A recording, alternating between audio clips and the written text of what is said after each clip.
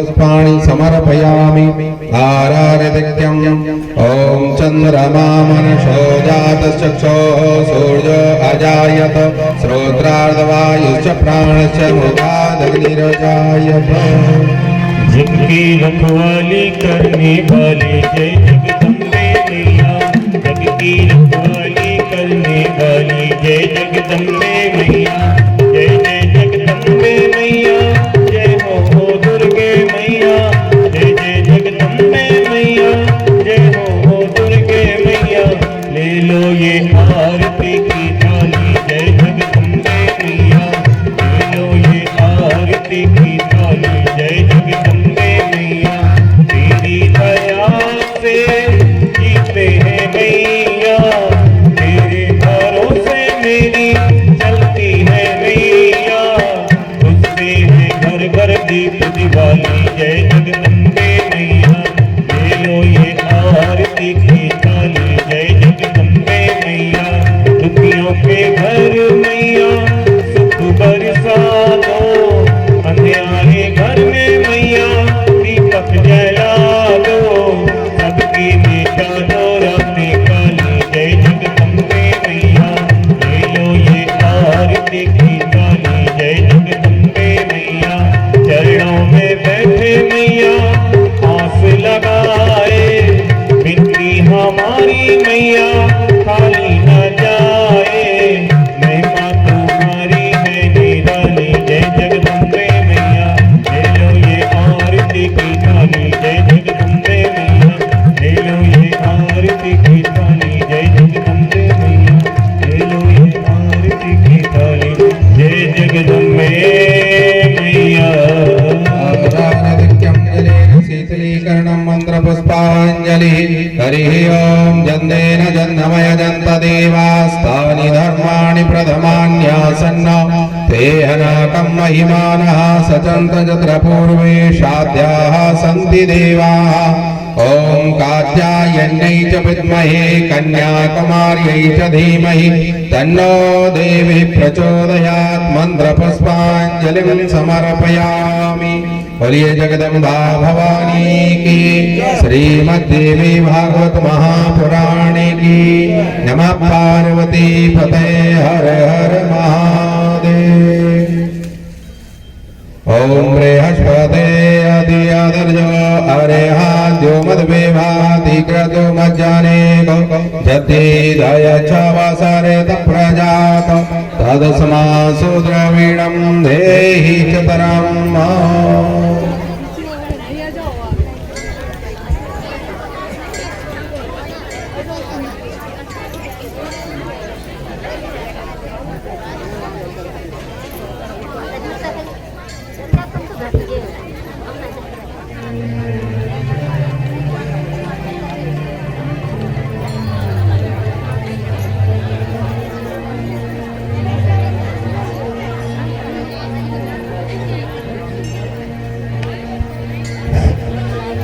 पूज्य आचार्य जी की अर्चा के लिए श्री विशाल सिंह जी बड़े मास्टर साहब एवं श्री पांडे जी देवी सिंह जी कृपया पधारें। स्वागत है।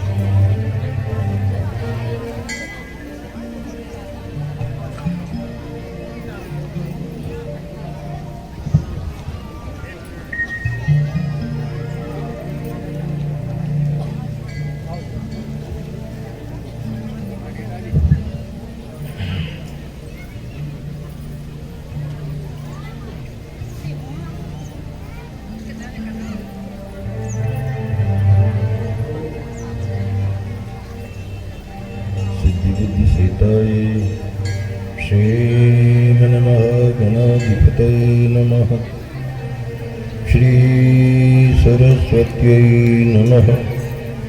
श्री गुरुचरण कमलेभ्यो नमः।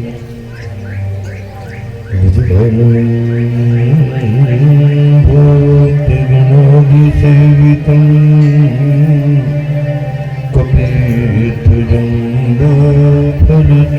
कपित्थजम्बूफलचोरुवक्त्रम् उमासुतं शोकविनाशकारकम्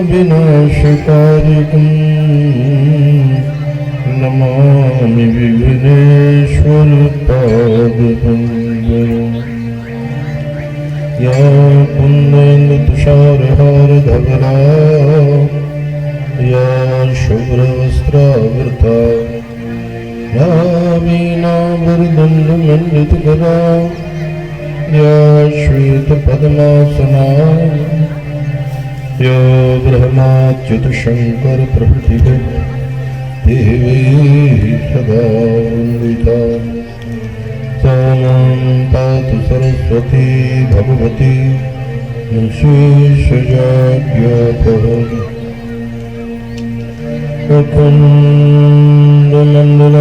अखण्डमण्डलाकारम् व्याप्तं येन चराचरम् तत्पदं दर्शितं येन तस्मै श्रीगुरवे नमः श्रीवाल्मीकिसमारम्भां श्रीवेदव्यासमध्यमां श्रीतुलसीदासपर्यन्तां वन्दे कथापरम्पराम् अञ्जनागर्भसम्भूतं जानकीशोकनाशनम् सर्वविघ्नविनाशार्थं हनुमन्तं स्मराम्यहम्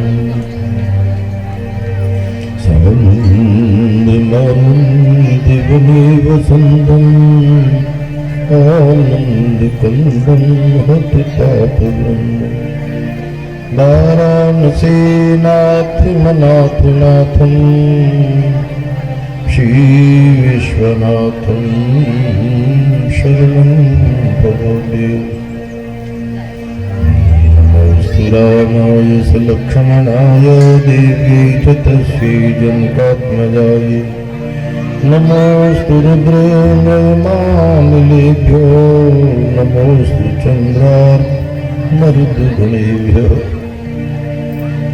अतुलितबलधामं स्वर्णशैलाभदेहं वनजवनक्षालं ज्ञानिनामग्रगण्यं सकलगुणनिदानं वानरामाधीशं रघुपतिवरदूतं वातुजातं नमामि सच्चिदानन्दरूपाय विश्वोत्पत्त्यादिहेतवे तापत्रयविनाशाय श्रीकृष्णाय वयं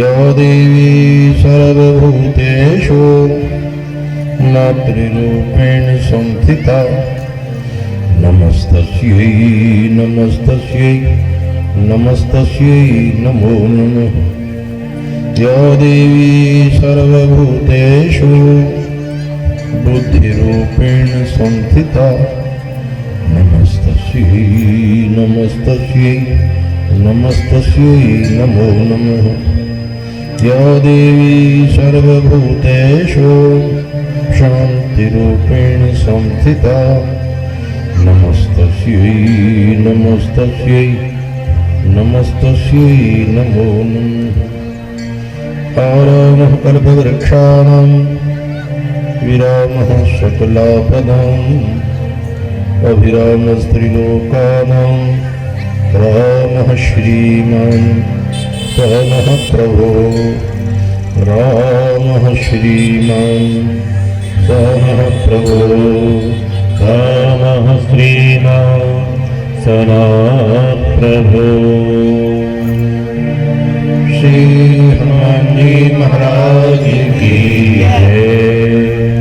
श्री राम जय राम जय राम श्री राम जय राम जय जय राम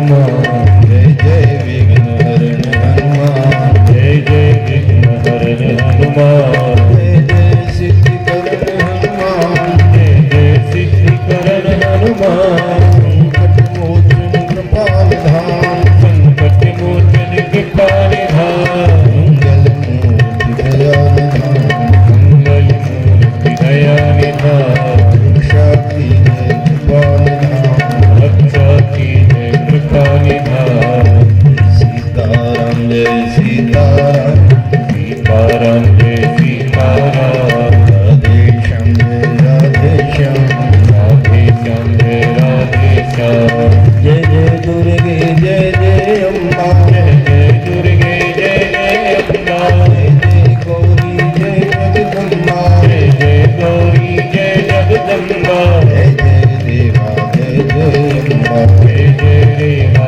जय जगदम्बा नाथ नर्मदे जय जगदम्बा हाथ नर्मदे जय जगदम्बा जय जय गिरिवरदान किशोरी जय जय गिरिवर राज किशोरी जय महेश मुखचंद्र चकोरी जय महेश मुख चंद्र चकोरी जय गजबदन सदानंद माता जय गजवदन सदानंद माता जगत जननी दामिनी गीत गाता जगत जननी गामिनी नृत्य गाता देवी पूज पद कमल तुम्हारे देवी पूज पद कमल तुम्हारे नर मुनि सब हों सुखारे सुर नर मुनि सब होए सुखारे जय जय जय जय जय जय हनुमान गोसाई कृपा करो गुरुदेव की नाम कृपा करो गुरुदेव की नाई मंगल भमन मंगल हारी मंगल भमनी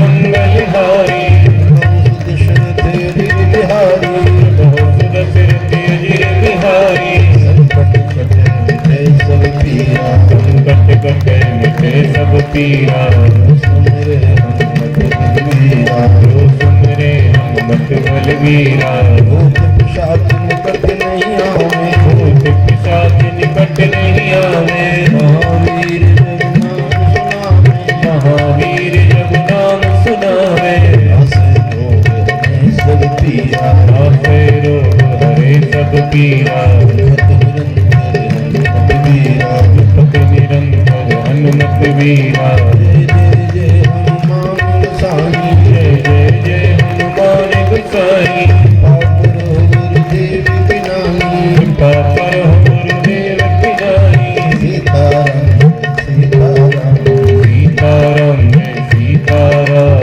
राधे श्याम राधे श्याम राधे श्याम जय राधे श्याम सीताराम जय सीताराम सीताराम जय सीताराम राधे श्याम राधे श्याम राधे श्याम जय राधे श्याम जय सिया राम जय सिया राम जय सिया राम जय सिया राम जय सिया राम जय सिया राम जय सिया राम जय सिया राम जय सिया राम जय सिया राम जय सिया राम जय सिया राम जय सिया राम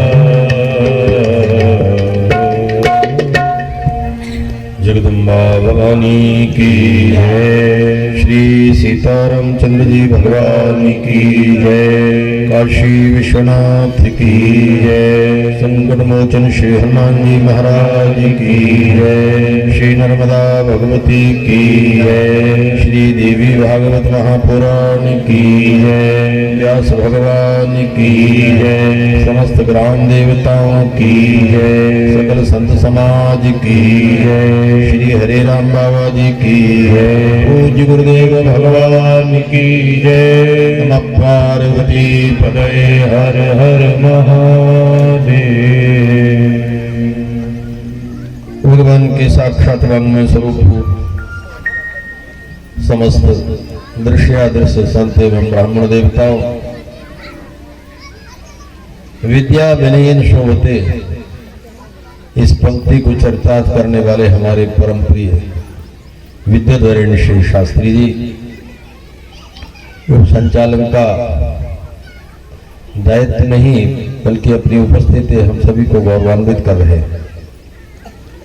आज हमारे मध्य प्रदेश के संगीत, शास्त्रीय संगीत के जाज्वल्यमान नक्षत्र पंडित श्री हरिदास जी शास्त्री पधारे कथा में श्रीमद देवी भागवत पुराण और दुर्गा सप्तशती आदि का कार्य वहन करने वाले समस्त वर्णित आचार्यगण, संगीत की पावन सुधा का प्रदर्शन कराने वाले समस्त संगीतज्ञगण, भगवती जगदम्बा के पावन स्वेश का श्रवण करने वाले समस्त समादरणीय श्रोता सज्जनों, शक्ति स्वरूपा, भक्ति स्वरूपा, करुणा और ममता की मूर्तिमती माताओं बहनों, भगवती जगदम्बा की पावनी अनुकंपा से आयोजित श्रीमद देवी भागवत महापुराण का आज 6वां सत्संग पुष्प भगवती जगदम्बा की सेवा की ओर अग्रसर हो रहा है। कल इसका विश्राम दिवस है।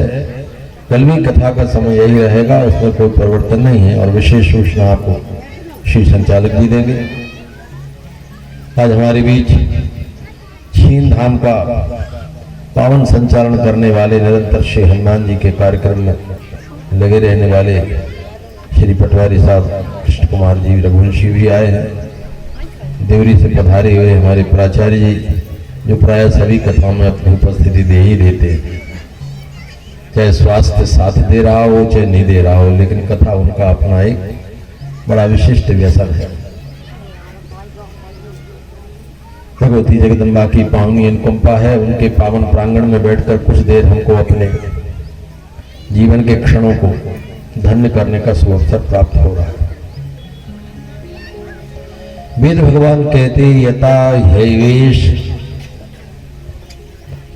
किंचित उदर मंतरम कुरुते तस्य भयम भवति। ये सूत्र दिया वेद भगवान ने कि ये देख लेना कि जो भगवान से जितना दूर होता जा रहा है, जितना दूर होता जा रहा है, वो उतनी बड़ी विपत्ति और उतने बड़े भय में फंसता चला जा रहा है।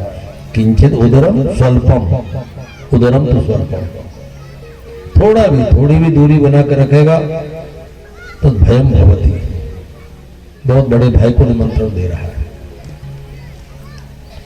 भगवान के सन्निकट होने में, पहुंचने में क्या कारण क्या है कि हम वहां पहुंच नहीं पाते, हमारा मन भगवान की ओर बढ़ता नहीं है, इसमें कारण क्या है? हमने बताया था आपको, उसका सबसे बड़ा कारण वेदों ने, शास्त्रों ने बताया कि हम धर्म की क्रियाओं से दूर हो गए। जब धर्म नहीं होता जीवन में तो भगवान की ओर मन नहीं लगता, चित्त नहीं जाता, और जब जीवन धर्म पूर्ण होता है तो स्वतः भगवान की ओर अग्रसर होता रहता है। भगवान श्री कृष्ण ने भी श्रीमद् भगवद गीता में सूत्र दिया कि स्वल्पमप्यस्य धर्मस्य त्रायते महतो भयात्। थोड़ा भी यदि धर्म का आचरण हुआ है तो बहुत बड़े भय से बचा देगा। और यहाँ वेद भगवान कह रहे हैं तो भयम भवति, कि ये भय होगा अगर तुम भगवान से दूर हो जाओगे। अब भगवान कहते हैं यदि तुम धर्म से दूर हट गए तो अत्यंत भय को निमंत्रण दे रहे हो। थोड़ा भी धर्म हो जाए, थोड़ा कल्याणकारी हो जाता है। स्कंद महापुराण में कथा आई,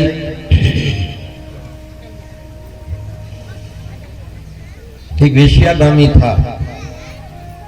वेश्या से इतना अनुरक्त था कि वो नित्य बहुत अच्छे पुष्प लगा करके माला बनाकर वेश्या के गले में डालता था। वेश्या प्रसन्न हो जाती। संयोग की बात थी, थोड़ा विलंब हो गया था, कहीं वेश्या रुष्ट न हो जाए, वही उसका भगवान था। बढ़ रहा था तीव्रता से, शीघ्रता से, पांव फिसला और नीचे जाकर के नदी तट पर गिरा तो पत्थर पर सिर के बल गिरा, मूर्छा सी आई। थोड़ी देर में मूर्छा तो खुली, लेकिन लगा अब बचना संभव नहीं है, चोट बहुत गंभीर हो गई। स्कंद महापुराणकार कहते हैं कि वो जो माला लिए था वेश्या की, कभी उसने कहीं सत्संग में सुन लिया था कि भगवान शंकर को थोड़ा भी अर्पण कर दिया जाए तो बहुत होता है, तो उसने मरते समय कहा तो उस माला के लिए का शिवार्पणम अस्तु, ये भगवान शंकर के अर्पण है। और थोड़ी देर में प्राण चले गए। जब यमराज के यहाँ जाकर पहुंचा तो देखा गया कि भाई क्या इसका कर्म विपाक है। ये कर्म तो इतना जघन्य था, घोर था, जड़ था, तो उसके बारे में जितना भी कहा जाए कम। शुभ गति पाओ की पर प्रियगामी, गोस्वामी ने स्पष्ट संकेत दिया कि जिसने पर स्त्री रति और आसक्ति को अपने जीवन में धारण किया है वो कल्पना ही छोड़ दे कि हमें कभी सदगति शुभगति भी मिलेगी, ये संभव नहीं। फिर वेश्या जिसके देखने मात्र से पापों का पुण्यों का क्षय और पापों का समूह आक्रांत हो जाता है। तो महाराज बहुत बड़े बड़े जघन्य कर्म है, इसके दुष्कर्म कुकर्म पाप कर्म का तो कोई इतिश्री नहीं है। केवल एक बात है कि मरते समय पुष्प की माला को ये कह गया कि शिवार्पणमस्तु, ये माला भगवान शंकर के अर्पण करता हूं। बड़ा विचार किया कि भाई इतना बड़ा है, भगवान शिव को चलते समय माला चढ़ाई। चित्रगुप्त ने कहा महाराज चित्त की गुप्त से गुप्त बात जानते हैं वो तो महाराज ये माला शंकर जी के लिए नहीं बनाई थी, माला बनाई थी वेश्या के लिए। लेकिन अचानक ये भय उपस्थित हो गया तो मृत्यु का भय था तो कह गया कि शिवार्पण। महाराज धर्मराज ने निर्णय दिया कि आधी घड़ी के लिए तुमको स्वर्ग का राज्य दिया जाएगा, एक माला शंकर जी को चढ़ाने से। देवता को एक पुष्प भी अर्पण करने का इतना बड़ा फल है। यदि ये संभव होता तो हम भगवान को कितने पुष्प अर्पित कर देते। पत्रम पुष्पम फलम तो यम यो में भक्त्या प्रेक्षत। भगवान श्री कृष्ण ने भी इस बात को कहा कि हाँ एक एक पुष्प बहुत है। अच्छा कि चलो आधी घड़ी तुम स्वर्ग के राज्य में बैठोगे। जब बैठा राज्य सिंहासन पर तो समझ गया कि स्वर्ग का ये सुख बहुत अधिक नहीं है, जाना तो मुझे नरक की आग में जलना पड़ेगा, कर्म मेरे ऐसे विलक्षण है। लेकिन वो संस्कार वश के माला के प्रभाव से मैं यहां तक आ गया। तो बैठते उसने स्कंद महापुराणकार लिखते हैं कि उसने जितने भी स्वर्ग के रत्न थे सब शिवार्पण करना आरंभ कर दिया। गुरुदेव बृहस्पति को बुलाया, सबसे पहले कामधेनु गाय हाथ में लेकर शिवार्पणमस्तु, शिव जी की प्रीति के लिए मैं ये आपको दान करता हूँ। ऐरावत हाथी का दान, मणियों का दान, अमृत का दान, जितने थे सब करता गया। आधी घड़ी का समय पूरा हुआ, कुछ नहीं बचने दिया, स्वर्ग में सब दान कर दिया।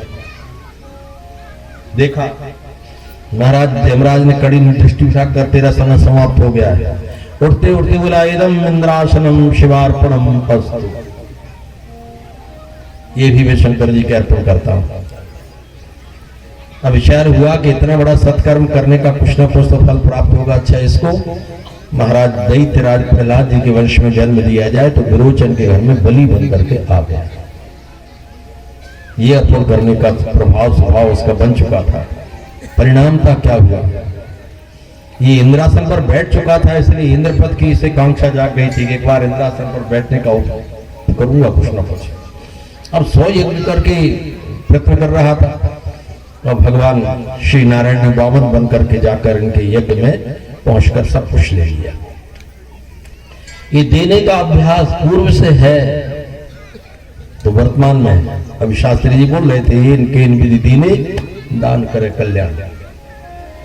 ये कथा सुनने का अभ्यास पूर्व का है, कुछ देने का है, कुछ करने का। जो जो कर्म हम करते जा रहे हैं, जिन जिन में हमारी अभिरुचियां बढ़ रही हैं, वो हमारे पूर्व जन्म के किए हुए कर्म का संस्कार बन है, इसलिए ऐसा हम करते जा रहे हैं। कई बार व्यक्ति चाहता है कि ऐसा कर्म ना करें, ना करें, दान ना करें, भजन न करें, तीर्थ ना जाए, तो भी चला जाता है। कई बार सोचता है ऐसा पाप कर्म ना करे, ना करे, तो भी कर बैठता है। क्यों हो जाता है ऐसा? ये पूर्वकृत कर्मों के संस्कार से ऐसा सब हो जाता है। इसलिए स्वल्पमप्यस्य धर्मस्त्रायते में तो भैया भगवान श्री कृष्ण कहते हैं यदि थोड़ा सा भी पुण्य, थोड़ा सा भी धर्म, थोड़ा सा भी श्रेष्ठ कर्म यदि आपसे हो गया तो कभी न कभी बहुत बड़े भय से, विपत्ति से, आपदा से बचा लेगा।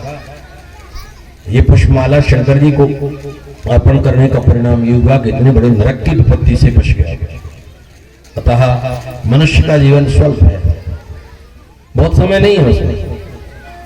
अब ये भी तो लग रहा था कि छोटे से बालक है, किशोर अवस्था आई, युवावस्था आई, अरे वृद्ध भी हो गए, पता ही नहीं चला कैसे क्या हुआ।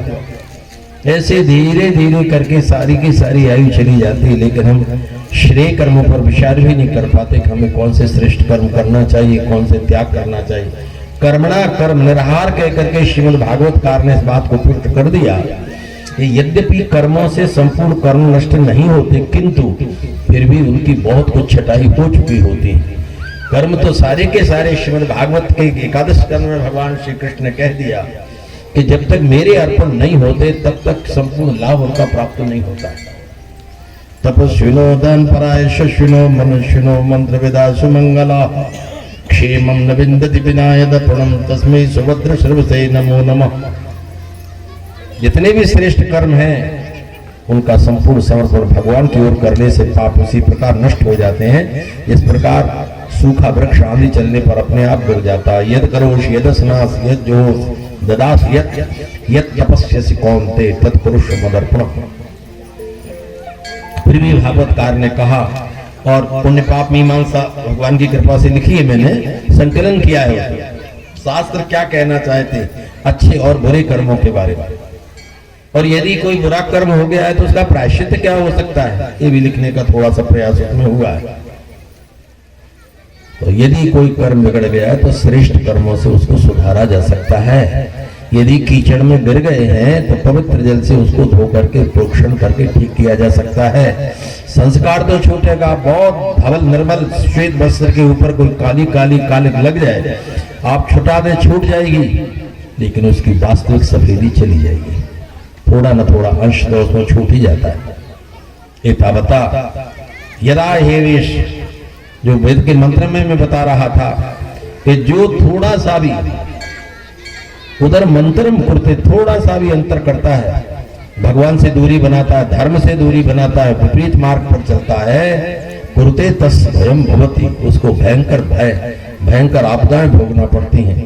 इसलिए धर्मशास्त्रों ने भगवान की भक्ति का साधना का मार्ग हम लोगों को प्रशस्त किया है। श्रीमद् देवी भागवत महापुराण में भगवती जगदम्बा की आराधना साधना में हम कैसे प्रवृत्त हो सकते हैं और सांसारिक इन पापादि कर्मों से कैसे निवृत्त हो सकते हैं, पुराण शास्त्र सब इसी की मीमांसा करते हैं। आप हम इसको सभी को बार बार श्रवण करके अपने जीवन में निश्चय पूर्वक जब चलने का अभ्यास बना लेते हैं तो पूर्वकृत कर्मों का अपने आप समाहार हो जाता है। गुरु जगदम्बा भवानी। करम प्रधान विसर चिराका, करम प्रधान विसर चिराका, करम प्रधान विसर चिराका, जो जस कर इस तस फल जाता। सिया राम जय जय राम, राम सिया राम जय जय राम। करम का पहिया चलता है, करम का पहिया चलता है, करम का पहिया चलता है, करम का पहिया चलता है। इसी कर्म के साथ सभी का, इसी कर्म के साथ सभी का भाग्य बदलता है। कर्म का पहिया चलता है, कर्म का पहिया चलता है। इसी कर्म के साथ सभी का, इसी कर्म के साथ सभी का भाग्य बदलता है। कर्म का पहिया चलता है, कर्म का पहिया चलता है।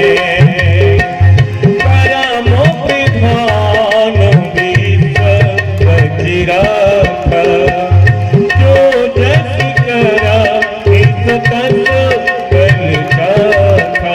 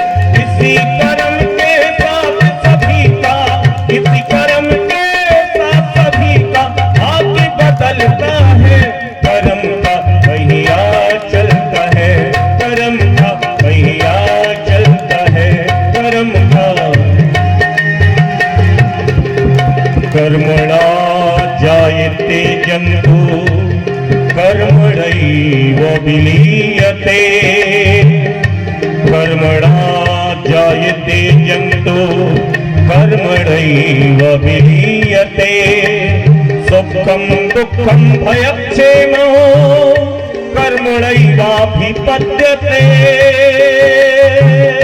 कर्म का पहिया चलता है, कर्म का पहिया चलता है।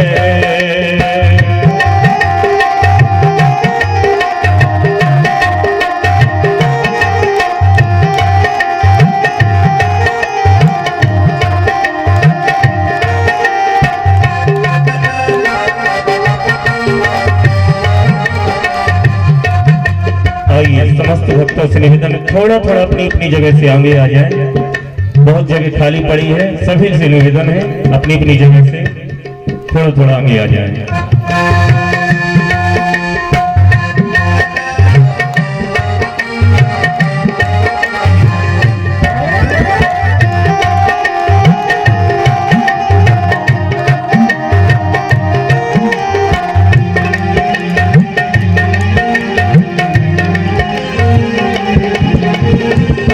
ही राजा धन बनाए, भिक्षु की राज बैठाए हैं, भिक्षु की राज बैठाए हैं।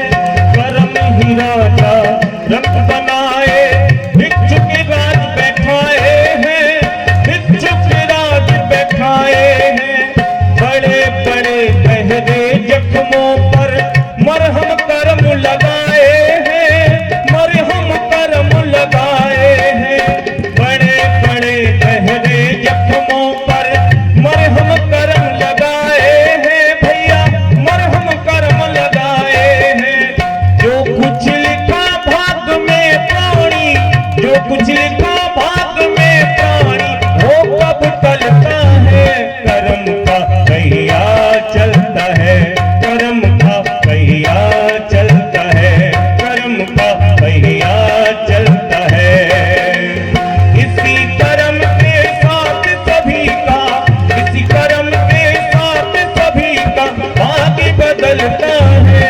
कर्म का पहिया चलता है, कर्म का पहिया चलता है, कर्म का पहिया चलता है, कर्म का पहिया चलता है, कर्म का पहिया पहिया पहिया पहिया चलता है। जगदम्बा भवानी की जय। व्यासोवाचो कोयं पूजा त्वया प्राप्तमोऽतीव निसत्तमो कृताकेन महाभागो सत्यं ब्रूहि ममान्तिके।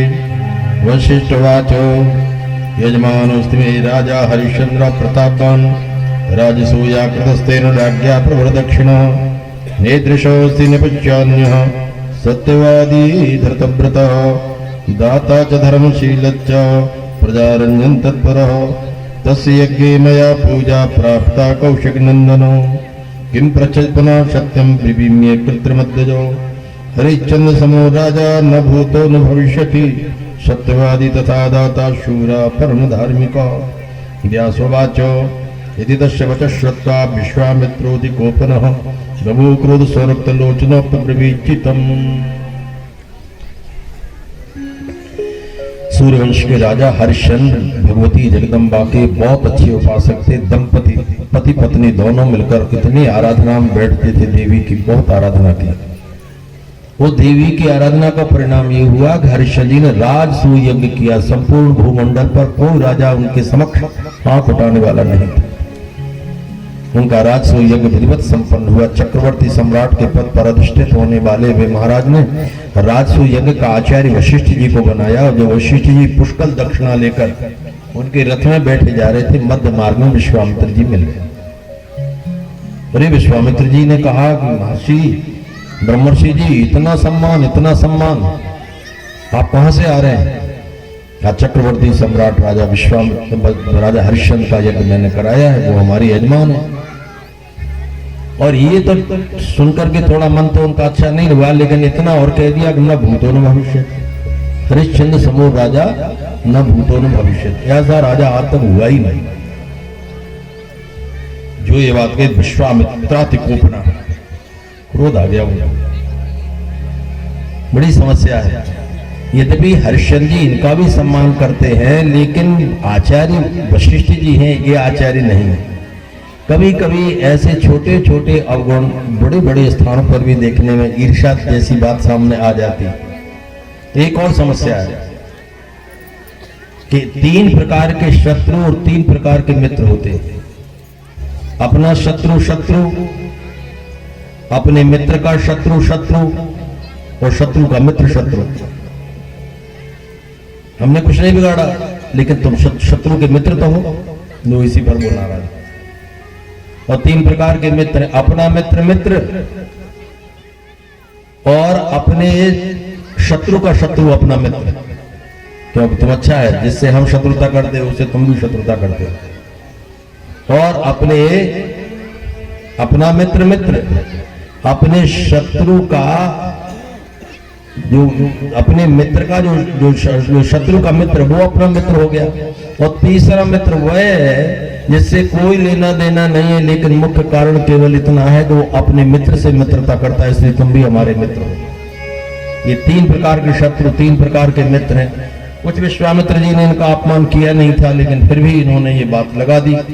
अरे कहा इतनी प्रशंसा नहीं करनी चाहिए आपको, आप क्या समझते हैं भूमंडल बहुत बड़ा है, बड़े बड़े राजा हैं, मेरे भी बहुत बड़े बड़े यजमान हैं, आप क्या बातें करते हैं। ऐसी ऐसी बातें विश्वामित्र जी कहने लगे। और आज के बाद ये ना कहना कि विश्वामित्र की तरह कोई राजा नहीं, पहले मैं परीक्षा करूं तब मैं कहूं, तब समझना बात को। वशिष्ठ जी ने कहा मेरी ओर से आपको छूट है, जैसी चाहे परीक्षा लें, लेकिन मेरा यजमान कभी परीक्षा में विफल नहीं हो सकता है। विश्वामित्र जी तो विचार करने लगे कैसे इनको उलझाओ। देखो, एक तो होती है क्रिया शुद्धि और एक होती भाव शुद्धि। तो ध्यान से समझो, क्रिया शुद्धि के बिना कोई काम सफल नहीं हो सकता, लेकिन क्रिया शुद्धि से बड़ी होती भाव शुद्धि। जो हम कार्य कर रहे हैं पवित्रता से कर रहे हैं, बड़े विधान से कर रहे हैं, लेकिन भाव है कि नहीं। यदि भाव शुद्ध होगा तो क्रिया शुद्धि गौण हो जाती है, क्रिया वहीं बैठ जाती है। भगवान की भक्ति में मुख्यतः ये बात देखी जाती है कि भाव प्रवणता है कि क्रिया प्रवणता है। कभी कभी हम पूजा में बड़ी क्रिया से कर रहे हैं, पूरा पूरा उपचार कर रहे हैं, लेकिन भाव नहीं बन पा रहा। और कभी कभी भाव बन जाता है तो क्रियाएं गौण हो जाती हैं। स्वामी रामकृष्ण परमहंस जब पूजा करने बैठते, शिष्य उनके हाथ में देते सामग्री तो वो भगवती को चढ़ाते, लेकिन वो इतने भाव मग्न हो जाते, इतने भाव मग्न हो जाते कि कभी कभी वो लड्डू देते भगवती को चढ़ाओ तो भगवती को तो नहीं, वो खुद ही खा लेते। बाद में शिष्य लोग कहें कि आज आपने भगवती को भोग नहीं लगाया है, तो तुमने दिया नहीं होगा, हमने तो दिया था। फिर क्या हुआ? तो वो आपने भगवती को न देकर स्वयं खा लिया। अरे मुझे ये ध्यान ही नहीं रहा, आपने दिया होगा, मैंने उसे भक्ष समझ करके पा लिया। कितने डूबे होंगे वो भक्ति में। इसलिए भाव की प्रवणता पर बड़े बड़े आचार विचार भी गौण हो जाते हैं। शबरी की इसी भाव प्रवणता पर भगवान रीझ गए थे। उस भीलनी जाति के यहां जाकर के उन्होंने जल और फल दोनों ग्रहण कर लिया था। क्रिया की पावनता बड़ी अच्छी, उसके बिना भाव की पावनता नहीं बनती, लेकिन जब भाव पावन हो जाता है तो क्रिया गौण हो जाती है और भक्ति भाव प्रधान होता है। ये समझ लें, चाहे भगवती की आराधना हो, चाहे किसी देवता की आराधना हो, चाहे सामान्य। मुझे एक संस्मरण याद आ रहा है। हमारे परम प्रिय प्रोफेसर डॉक्टर यशवंत सिंह जी रघुवंशी बैठ रहे नित्य कथा में। मैं बीएड कर रहा था, ये अपना पीएचडी का काम कर रहे थे, तो प्राय मिलने आते थे। बड़ा प्रेम रहा है, आरंभ से ही रहा है।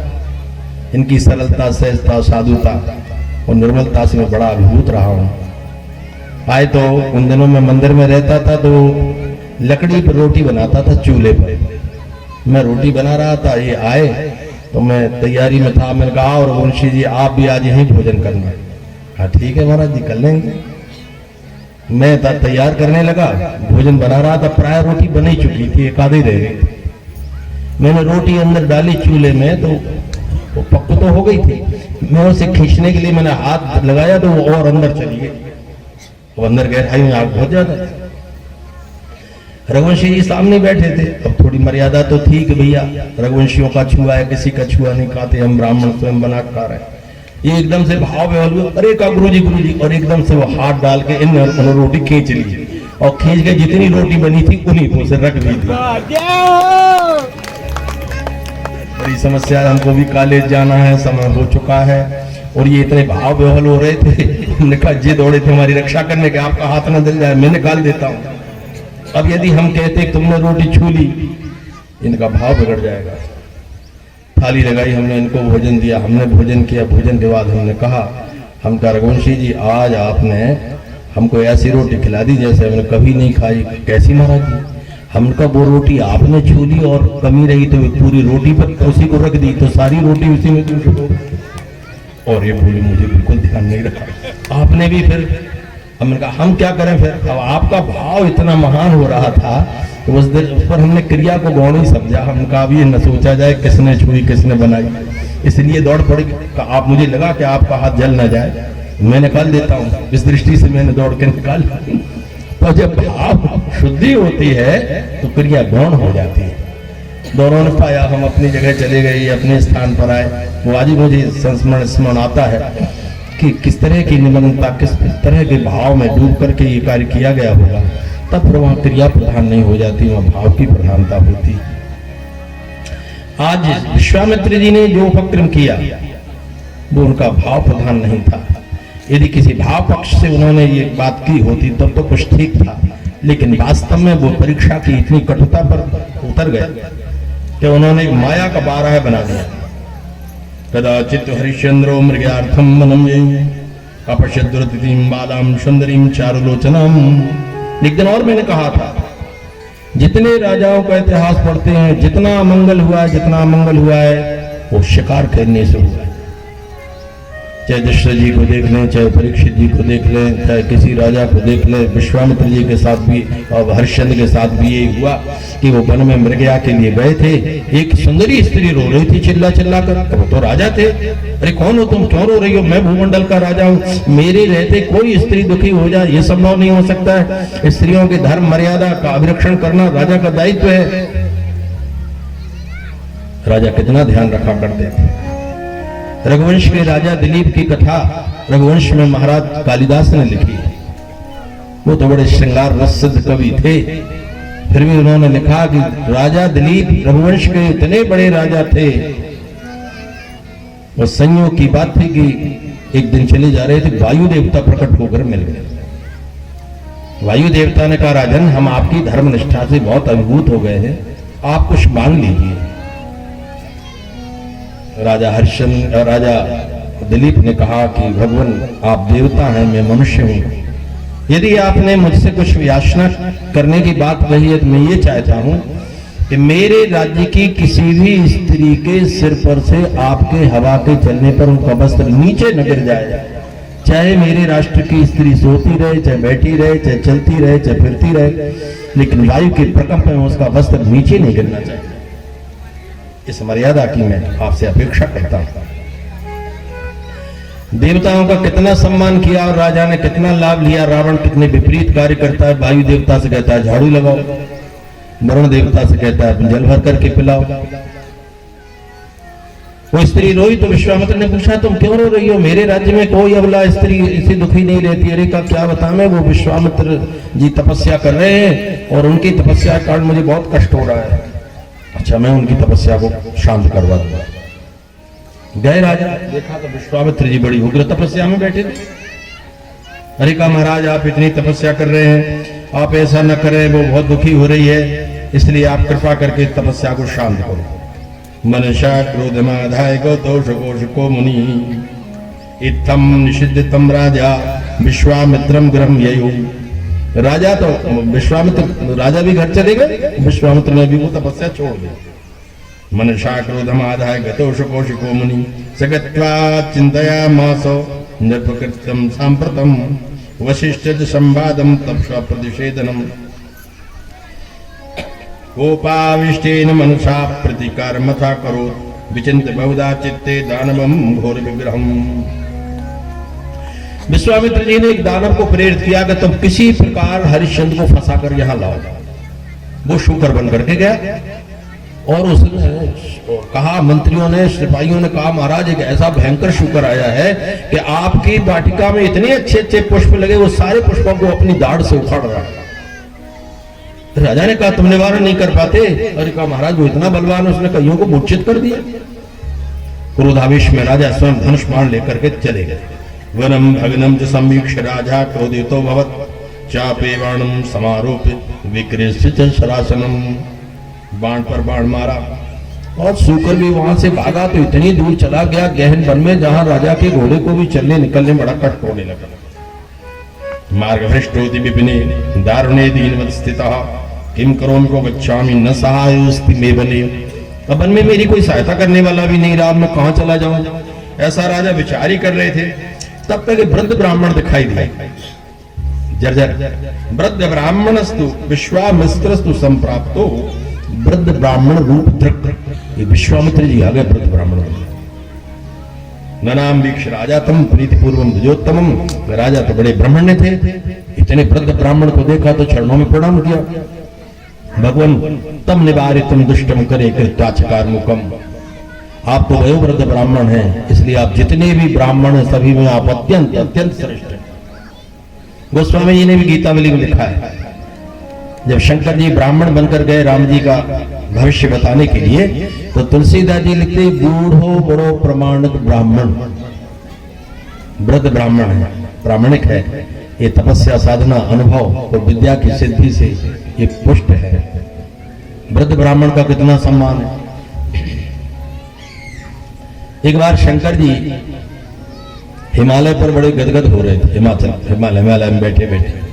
पार्वती जी ने कहा प्रभु आज बहुत प्रसन्न दिख रहा है।